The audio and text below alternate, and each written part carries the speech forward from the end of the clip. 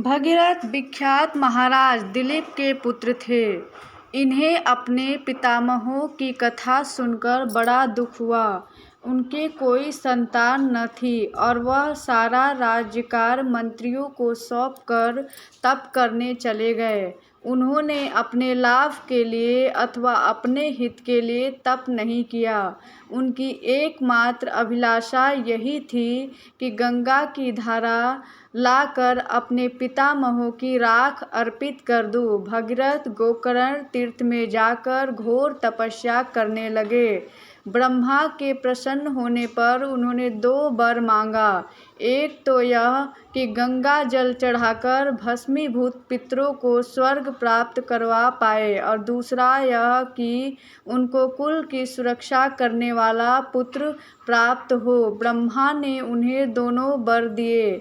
साथ ही यह भी कहा कि गंगा का वेग इतना अधिक है कि पृथ्वी उसे संभाल नहीं सकती। शंकर भगवान की सहायता लेनी होगी।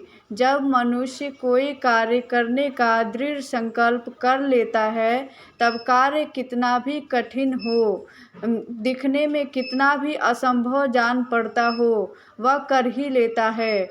1-2 नहीं, ऐसे सैकड़ों उदाहरण मिलते हैं हमारे देश के इतिहास में। ऐसे अनेक महापुरुषों का वर्णन है। उन्हीं में से एक राजा भगीरथ का जीवन चरित्र यहाँ दिया जा रहा है। जिस वंश के महाराज रामचंद्र थे, उसी वंश के उनके कई पीढ़ी पहले अयोध्या में राजा सगर राज्य करते थे। राजा सगर की 2 रानियां थीं, केशिनी और सुमति। राजा सगर ने यज्ञ आरंभ किया।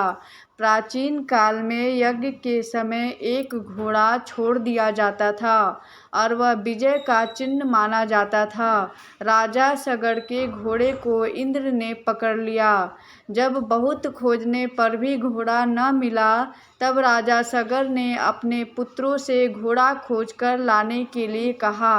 राजा के पुत्र यज्ञ का घोड़ा ढूंढने के लिए घर से निकले। देश विदेश उन्होंने खोज डाला, किंतु घोड़े का कहीं पता न चला। तब उन्होंने पृथ्वी खोदना आरंभ किया। एक एक भाई धरती खोद खोद कर ढूंढने लगे। इसी ढूंढाई में अनेक जीव जंतु की हत्या होने लगी।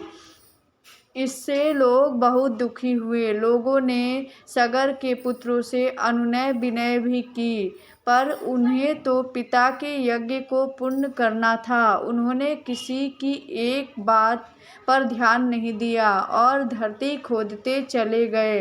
अंत में एक स्थान पर पहुँचे जहाँ मुनि कपिल बैठे थे और वहीं उनके निकट घोड़ा बंधा हुआ था। राजा के पुत्रों ने समझा कि हमारे पिता के यज्ञ में विघ्न डालने वाला यही है। क्रोध में बोले, तू ही हमारे पिता के यज्ञ के घोड़े को चुरा लाया है। देख, सगर के पुत्र तुझे खोजते खोजते आ गए। मुनि कपिल को बहुत क्रोध आया और उन्होंने इन पुत्रों को वहीं भस्म कर दिया। राजा सगर ने बड़ी प्रतीक्षा की, भी जब देखा कि मेरे पुत्र नहीं लौटे, तब उन्होंने अपने दूसरे पुत्रों को भेजा। इनका यह पुत्र बहुत परिश्रम से वहां पहुंचा और उसे सारी घटना का पता चला। घोड़ा वह ले आया।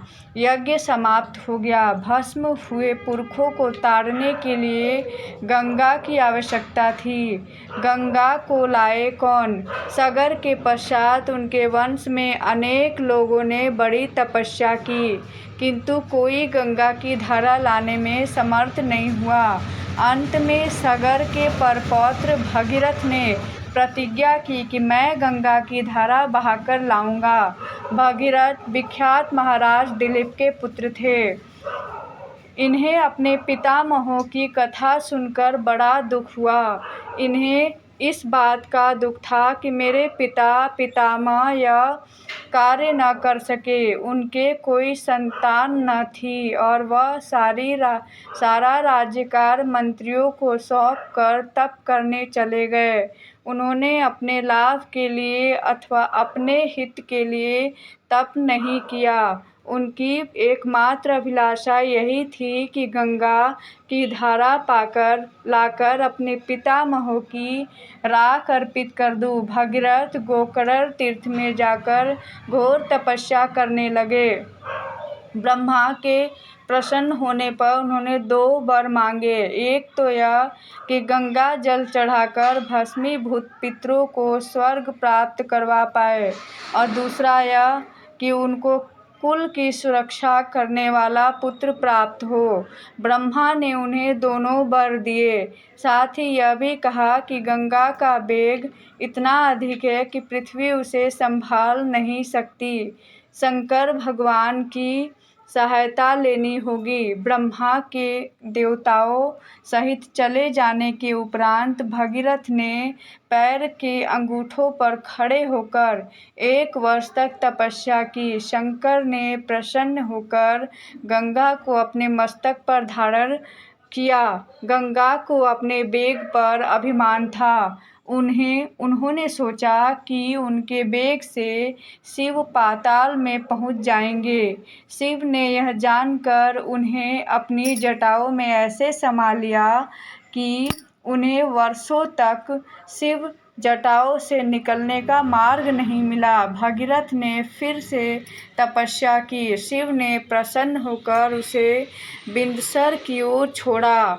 वे 7 धाराओं के रूप में प्रवाहित हुई। हाल्दिनी, पावनी, नलिनी पूर्व दिशा की ओर, सुषसु, शीता, महानदी सिंधु पश्चिम की ओर बढ़ी। 7वीं धारा राजा भगीरथ की अनुगामिनी हुई। राजा भगीरथ गंगा में स्नान करके पवित्र हुए और अपने दिव्य रथ पर चढ़कर चल दिए। गंगा उनके पीछे पीछे चली। मार्ग में अभिमानिनी गंगा के जल से जहनु मुनि की यज्ञशाला बह गई। क्रुद्ध होकर मुनि ने संपूर्ण गंगा जल पी लिया। इस पर चिंतित समस्त देवताओं ने जहन्नु मुनि का पूजन किया तथा गंगा को उनकी पुत्री कहकर क्षमा याचना की। जहन्नु ने कानों के मार्ग से गंगा को बाहर निकाला।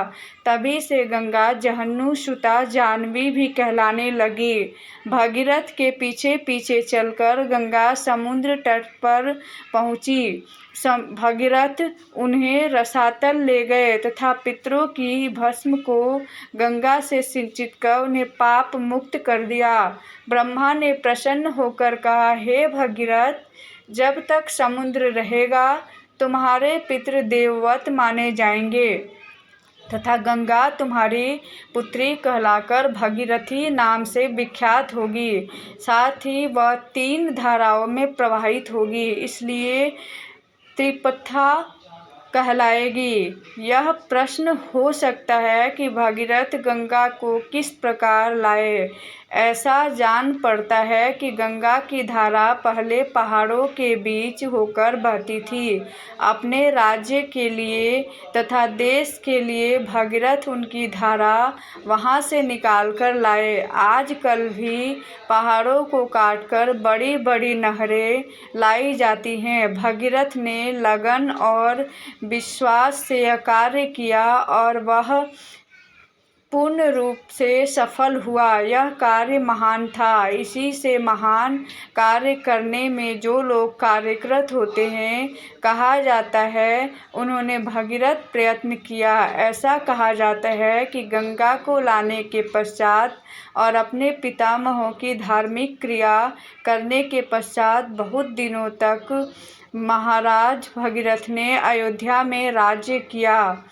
इससे स्पष्ट है कि उन्होंने गंगा की धारा अपने राज्य के हित के लिए बहाई। वाल्मीकि ने अपनी रामायण में उनकी इस घटना का बहुत रमणीय वर्णन किया है।